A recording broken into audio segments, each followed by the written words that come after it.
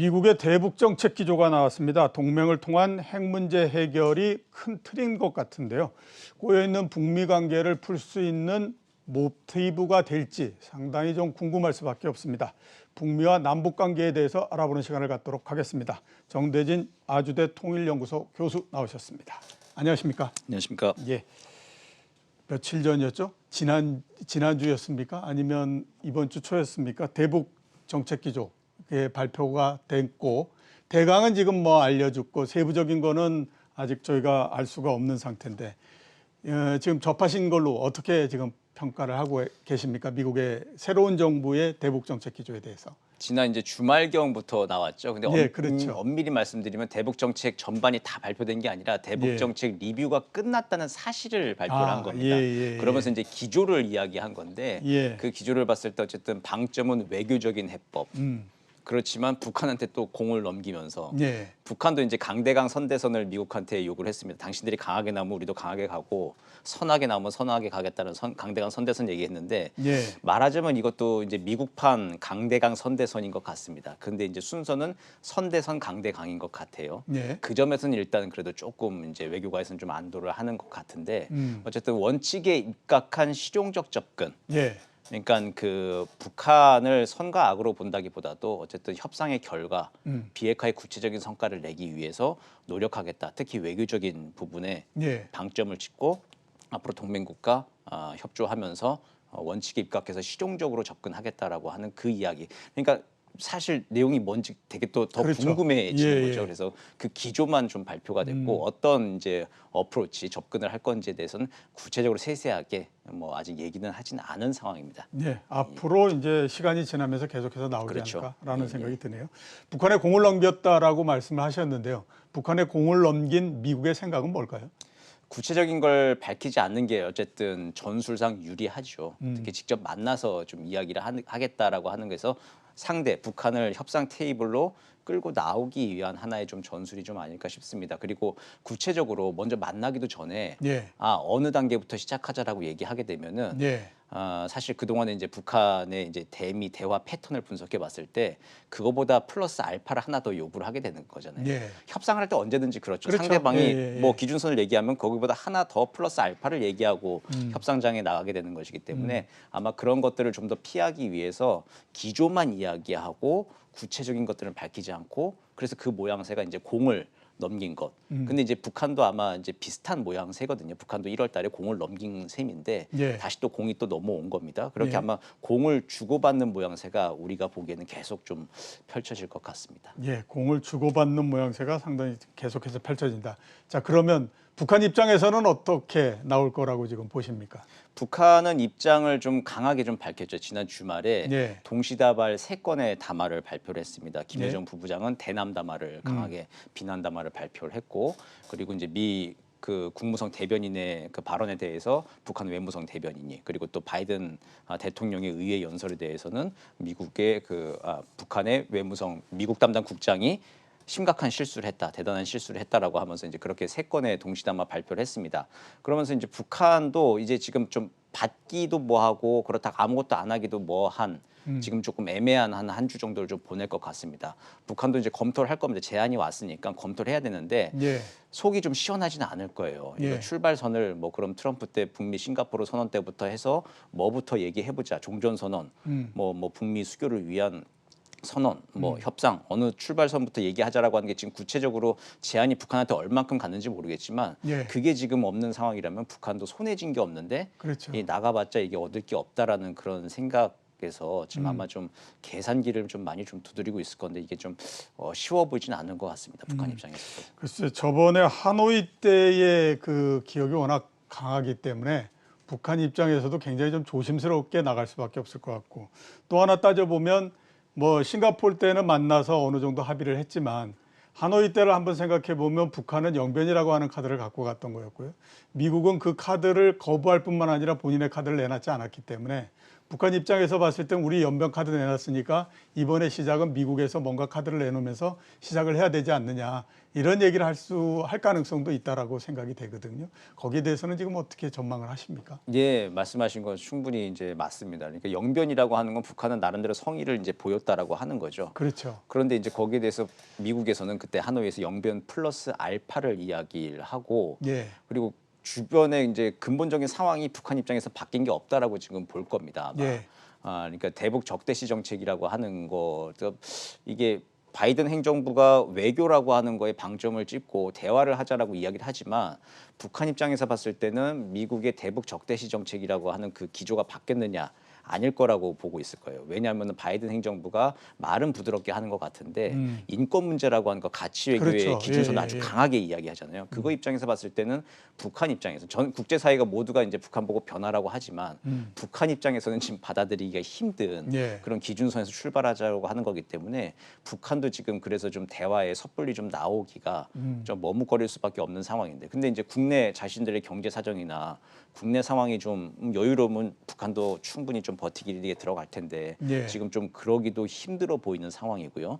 그래서 이제 북한도 고민이 날수록 시간이 갈수록 좀 이제 깊어질 수밖에 없는 그런 상황이다. 그렇게 보입니다. 알겠습니다.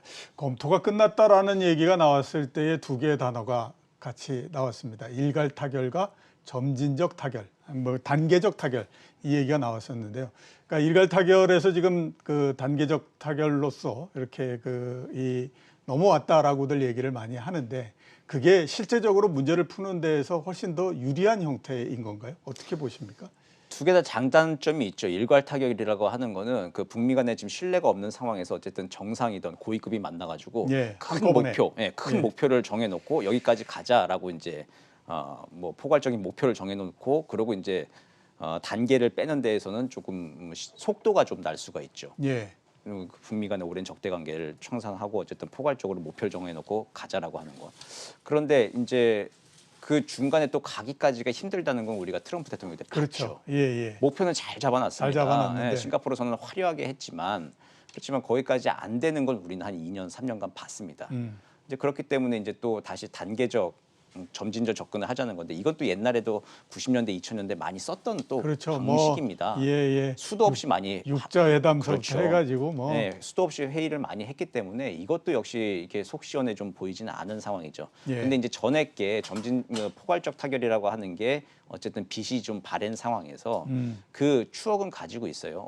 어디로 가야 한다는 로드맵 그림을 가지고 있으니, 그럼 지금 할 수 있는 것부터 해가지고 먼저 만나서 시작해보자라고 하는 아이디어 차원에서 지금 점진적, 예. 단계적 나온 것 같습니다. 특히 이제 북한의 핵 활동을 동결시키고, 근데 북한 입장에서 핵물질 양산 같은 핵 활동을 동결시켰을 때 그럼 미국은 뭐 해줄 것인가? 거기에 대한 이제 답을 이제 가지고 미국이 나가야 되는데, 그렇죠. 그거 얘기해 줄 테니까 만나자라고 하는 건데 지금 북한은 이제 묵묵부답인 상황이고 현재 상황까지는 거기까지 와 있는 것 같습니다. 예, 알겠습니다. 그래서 지금 관심이 있는 게 21일 날 한미 정상회담입니다. 지금 대충 얘기로는 큰 의제는 두 가지 아닐까라고 얘기를 합니다. 하나는 반중국 블록에 한국이 들어와라라고 하는 것, 또 하나는 역시 이제 우리가 지금 얘기하고 있는 북한 관련한 문제, 이렇게 될 텐데, 뭐 반중국 블록 부분은 빼고요. 한미 정상회담이 그 북미 관계 여기에 어떻게 역할을 할 걸로 지금 보십니까? 지금 현재 문재인 정부에서는 한반도 평화 프로세스를 추진을 하면서 예. 남은 임기 기간에라도 다시 한번 좀 성과를 내겠다라고 하는 시동을 또 걸고 있죠. 예. 그러면서 한반도 평화 프로세스는 어쨌든 북미 간의 양자 간의 중재를 하면서 북미가 대화로 문제를 해결하고, 그 출발선이 중요한데, 과거에 만들었던 적어도 이제 북미 간의 6.12 북미 싱가포르 선언 그 이전으로 후퇴하는 일만은 없도록 예. 하는 게 아마 좀 그 외교의 지금 우리 현재 외교의 가장 기본적인 목표일 겁니다. 그래서 이제 그 점을 다시 한번 이제 한미 양 정상이 확인을 하고, 예. 그러니까 북미 싱가포르 정신에 따라서 북한과 미국이 그러니까 국교 정상화, 예. 관계를 회복한다라고 하는 정신에 입각해서 다시 만나는 것. 음. 이제 그 방향의 속도를 좀 내는 것이 이제 5.21 한미 정상회담에서 이제 가장 중요한 목표가 될 건데, 거기에 대해서 이제 그 북한한테 이제 뭔가 좀 줘야 되는 그거를 한미가 조율을 해야 되는 것이죠. 예. 이제 그게 이제 우리가 알 수 없는 물밑 채널들도 여러 가지 이야기들이 오고 갈 텐데 그게 이제 북한한테 지금 당장 구미가 당길 만한 협상 테이블에 앉을 만한 것을 과연 미국으로부터 좀 얻어낼 수 있을 것인지 이제 그게 가장 중요한 문제가 될 것 같습니다. 예.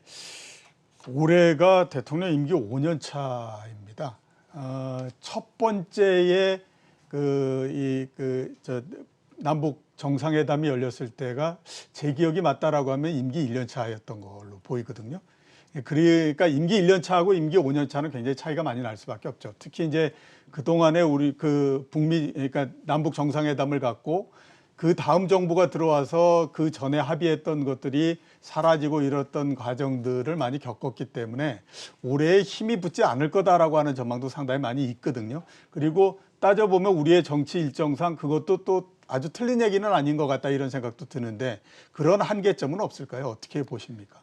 있죠. 그리고 또 이제 북한 입장에서 봤을 때 합리적 판단을 해봤을 때 과거에 아픈 기억이 있습니다. 2007년도 노무현 정부 말기에 그렇죠. 역시 5년 차 때 14남북 정상선언 아주 좋은 게 나왔는데 그게 바로 우리 대선 들어가고 정권 바뀌고 하면서 하나도 지켜지지 않았더라라고 하는 이제 북한으로서는 좀 아픈 이제 기억이 있죠.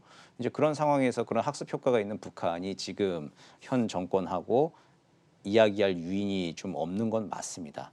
그런데 이제 그럼에도 불구하고 이제 북한이 또 하나 또 이제 새롭게 또 알아야 될 건 뭐냐면은 대한민국은 정권은 바뀌지만 정부는 계속 간다는 거죠.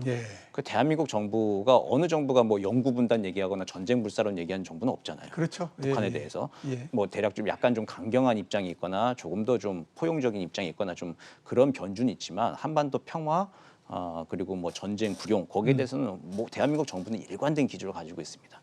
그거를 좀 북한이 좀 신뢰를 하고 여기에 열려 있는 기회의 문을 조금 더 잡고 그리고 이제 북한도 필요한 그 실용적인 이익을 좀 얻도록 그렇게 좀 자세를 좀 전환해야 되는 게 북한이 이번 기회에 또 하나 더 배워야 될 그런 학습 효과가 아닐까 생각합니다. 예, 그렇겠죠. 어차피 우리의 정치 일정은 5년마다 한 번씩 반복이 되기 때문에 그것 때문에 뭘 못한다라고 하게 되면 계속 못할 수밖에 없는 거니까요.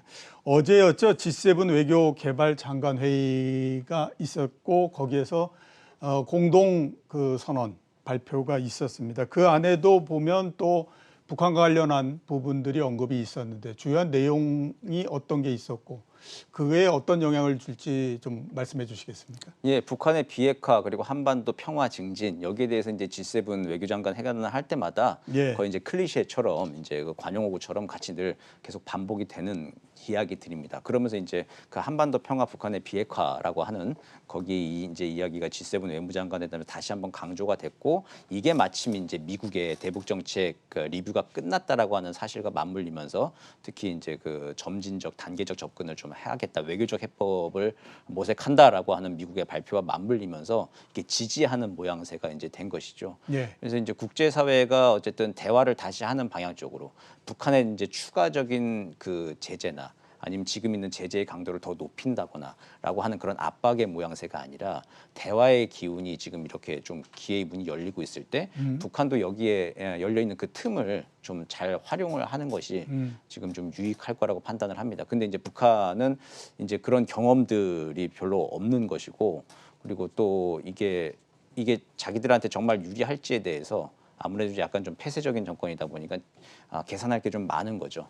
핵 문제라고 하는 게 정권 그 체제 안보와 바로 직결되는 거기 때문에 거의 모든 것이기 때문에 그렇기 때문에 아마 조금 더 계산을 많이 하고 움직임이 조금 더 우리가 보기엔 좀 둔해 보이는 좀 느린 반응이 나올 것 같습니다.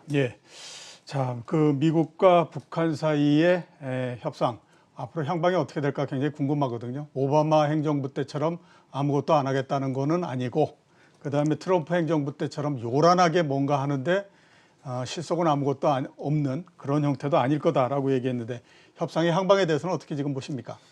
미국 입장에서도 그리고 북한 입장에서도 지난 그 핵 문제가 불거진 지 한 30년 되는 동안에 할 수 있는 건 거의 다 해봤습니다. 그렇죠. 서로 최대한의 압박해보는 거 그리고 대화해보는 거 정상회담까지 다 해봤습니다. 이제 그 바이든 행정부는 새로운 이제 출발을 좀 해야 하는 것인데 그래서 이제 그 중간 지점이라고 하는 게 이제 실용적 접근을 하겠다고 하는 것이죠. 최대한의 압박도 아니고 전략적 인내도 아니고 뭐 그렇다고 이제 그랜드 바게닝으로 그냥 못할 거를 하겠다고 허언하는 것도 아니고 실용적으로 접근해서 하나하나 풀어보자라고 하는 건데 이제 그것에 대해서 북한이 이제 답답할 거예요. 지금 이제 나라 사정이 안 좋고 하다 보니까 그렇죠. 한 번에 좀 해결할 수 있을 줄 알고 예. 트럼프 때도 이제 그렇게 개방하고 이제 그 북미 정상회담까지 나가고 했는데 그 안 되는 거에 대해서 이제 북한을 어떻게 설득할 것이냐가 문제일 것이고 이제 실용적인 접근의 첫 단계는 동결이에요. 예. 핵 활동을 동결시키는 것.